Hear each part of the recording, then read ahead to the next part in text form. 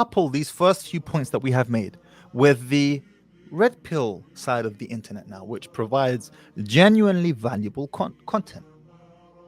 It does provide genuinely valuable content. However, I need you to understand how YouTube works. As a small time YouTuber myself with just 4,000 subscribers, small time, I'm a little tadpole in a tiny puddle. Okay? As a small time YouTuber, I can tell you this.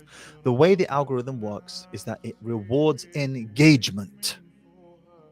And engagement is usually elicited through outrage. What are the two most successful channels in this side of the internet? They were Kevin Samuels and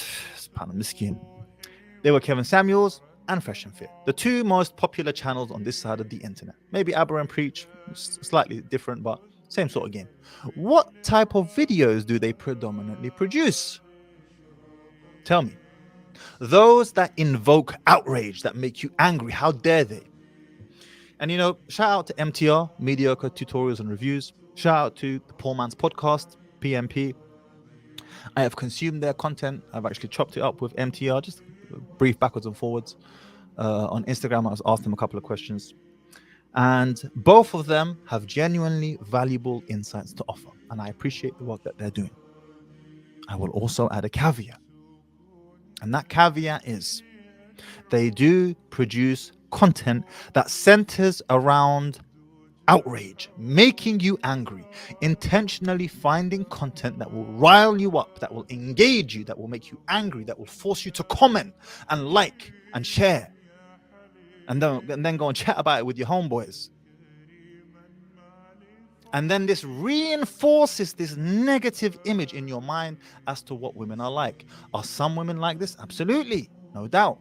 Maybe it's even many, but are all women as bad as the videos that you are seeing on these channels day in and day out? No, they're not.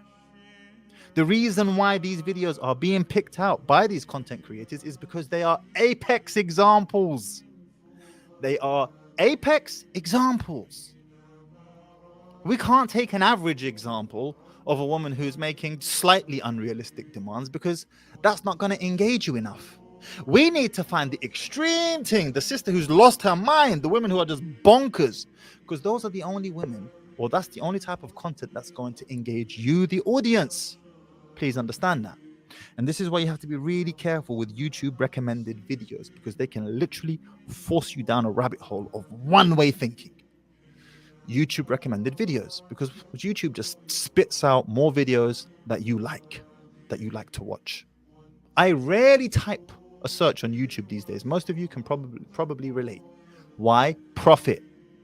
YouTube knows the best way to keep you on their platform is to churn out more videos that are already in the interest that you are currently displaying. Not provide you with an alternative point of view, because you're not interested in the alternative point of view. That's not profitable. They will lose you. They need to keep showing you stuff that you have already shown an interest in, and then you can get brainwashed. Fresh and Fit is another one. Fresh and Fit, our brother Myron, may Allah guide him. Allah yahdi. Myron has to be really careful, man, because he claims to still be a Muslim, and yet he makes some utterances that can really take him outside the fold of Islam. Allah yahdi, may Allah guide him. Fresh and Fit guys will make the case that we've brought women from all over the world, and they all have the same bombastic, unrealistic demands. But they have a blind spot, because those type of women that you see on Fresh and Fit, they are apex examples, and I will prove it to you. And nobody has covered this before on this side of the internet. The reason why all of those women that you see on Fresh and Fit making those unrealistic demands are apex examples, regardless of where they came from in the world, is because they are in Miami. They come to Miami, their vision is enlarged, they see what type of lives so many people are living, and they're like, you know what? I want that. So even if she was a bit more realistic, or had toned it down a bit more when she was in, I don't know, Alabama or some quieter place of America, the moment she enters Miami, her vision is enlarged, and then they all start saying the same crap. They all start saying the same khara. And then the Fresh and Fit guys are like, you see, We bring these women from all over the world. They're all saying the same thing. Yes, but my guy, your blind spot here is that they are in Miami and have been influenced by the environment.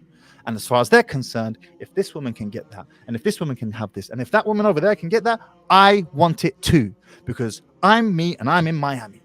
Guarantee you take half of those women outside of Miami, they would not have as absurd requests. It's the environment. The environment has that impact and effect on them, rubs off onto them. And then my young brothers are here consuming this content day in and day out and thinking, damn, is this what women are like? They're savages. And now you become closed off and you become totally intolerant. And you think that you're vetting, but actually you're just closing yourself off from opportunity. You haven't collided with reality. So if you like that clip and you want to watch another one, click right here.